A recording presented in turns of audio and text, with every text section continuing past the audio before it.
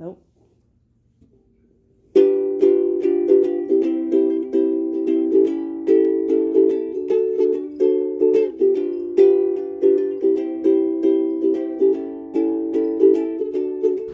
What is up, guys? James from James Reptiles back again.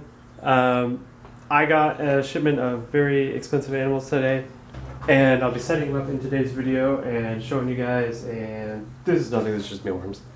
So I'm gonna need this boy and maybe a stop to Home Depot. We'll see.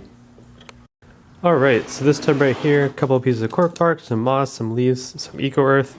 I think a lot of people already know what's going in this tub, and it is this right here. These are dwarf whites isopods from isopodshop.com, or the isopod source. He also sent me some freeze-dried green peas, or peas, I don't know, high in fiber. I guess specifically for isopods. I'm sure you could use any other kind, but he didn't charge me for these. He threw them in, and I'm sure it'll last me a long time with how little isopods I got, because I only got 2 species. These guys are really cute, and I paid $10 for 30. He definitely put like 200 isopods in here, and they're everywhere, and they're freaking adorable. And if I could zoom in, that'd be cool. If it could focus, that'd be cool. Of course, it's not going to focus because it has to zoom in a ton. Yeah. Let's see what I can do here. Look at all those boys. All those little...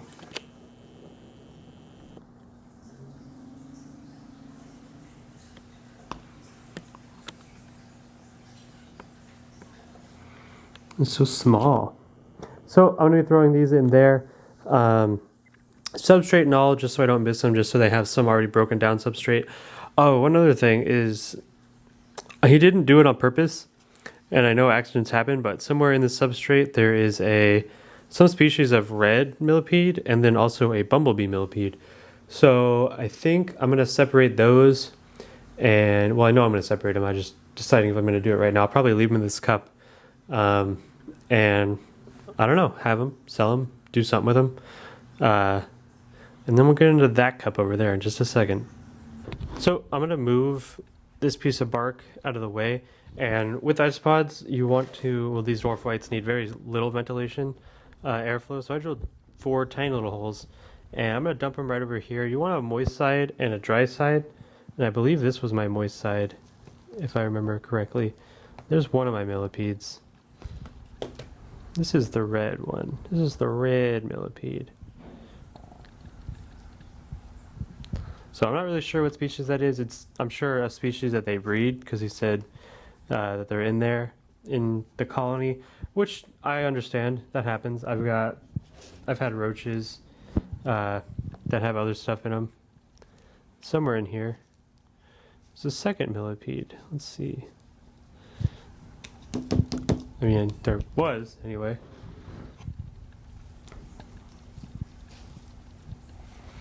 And there could also possibly be very tiny baby millipedes, but for now, these are my dwarf whites. Hopefully they thrive in here.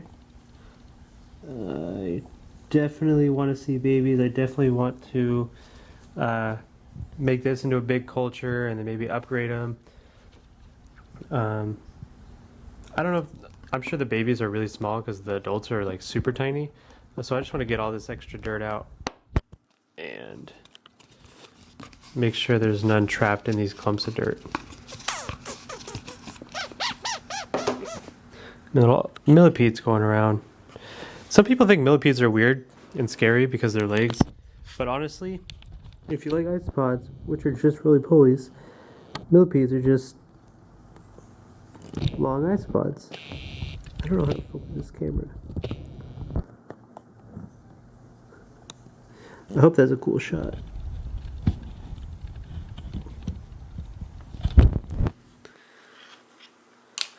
Millipedes can actually spray you with a really gross, I don't know what you call it. It's like a defense mechanism, but it's really smelly. And I've actually had friends who've had it happen to them. Not fun. So those are these guys. gonna bury that with this cork bark, and hopefully they just kind of explode in here. Hopefully I'm doing things right. Cork bark I heard is a must for isopods. The guy from Isopod Source also told me this other species likes lots of protein, so I'll have finally a way to get rid of some of those guppy babies, and I can perfect my blue line. I'm gonna have some really nice red babies pop out, but I want blue ones, so I gotta get rid of those red ones somewhere. These guys, I'm gonna pick through and put them in here. I just want to make sure I have 6. I bought 5. He sent me 6. These are my white ducky Cubaris SP. I'm not really sure what SP stands for. It's the species or the, whatever. These are, if you don't know what rubber duckies are, I'll throw a picture on screen. These are what's called white duckies. They're like rubber duckies, but they're rarer and more expensive, and they're basically black and white versions. I paid $125 for a single one of these, and I bought 5, and he gave me 6.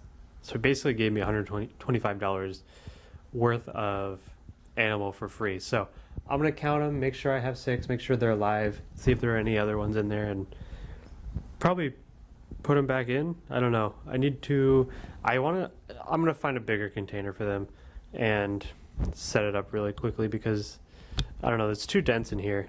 I want something a little bit bigger, so they feel like they have room to explode and stuff like that. So let's do that. All right, so this right here is the white ducky. You can't see that at all. That is just so tiny and so adorable. I'll throw a picture up. This camera definitely isn't picking it up because I don't know how to focus it, and they're just really cute. Like I said, I got 6 of them. So I'll put that guy in there with Mr. Millipede, and they'll be friends for now. Alright, so it's been a day. Let's check up on our little dudes. This one right in the middle has our Scarlet Millipede, who I just saw. Oh, you can see him just down there, is chilling. Still alive. Everything's still alive, so right off the bat, amazing. That little tiny hole seems like enough ventilation for now. We'll see if it starts growing mold. These guys, these are the white duckies. I saw at least 2 in here, and I know they're alive. I know they're doing all right. Not that I would know how to tell if they weren't all right, but at least they're alive. I swear they're in there, but I don't want to disturb them. I've got a little tiny piece of peas, some limestone. Yeah, but for now, I kind of want to just not touch those. And I put them behind the millipede just to keep them out of the light. I'll probably end up just selling that millipede at one of the shows. Get a couple bucks for it. The other millipede, the bumblebee, ended up in here because when I was dumping it, I couldn't find it. And I didn't want to disturb these guys either. So he'll just chill in here. I'm sure one day I'll see him or something, or he'll get a little bit bigger. Bumblebee millipedes don't get that big though. Under this bark is just the leaves. Once I start expanding and eating those leaves, they'll be under that bark. But for now, there's a bunch under this bark. There's a couple chilling right there. And I put some peas in here just now. You can't really see a ton of them. There's a little guy. So there's a bunch in here. They're just all under the substrate, chilling and eating and repopulating. So that's me getting a bunch of isopods. Hopefully they do well. Hopefully they thrive. Hopefully they thrive. Just earlier today I got a clutch of eggs from Bella. So those should be really nice. Anything from her with that male ends up being really nice. And then I got a clutch of eggs from Lefty and Righty. I think it was Lefty. So waiting for the first ones to hatch from them. I don't know what the date on the first one is. 131. So give it about a month and I'll have baby leopard geckos. That's crazy. It feels like they just started laying, but if it's been a month, it's been a month. Anyway, I'm James Reptiles. Really hope you guys enjoyed. Make sure to like, comment, subscribe. All that definitely helps out the channel.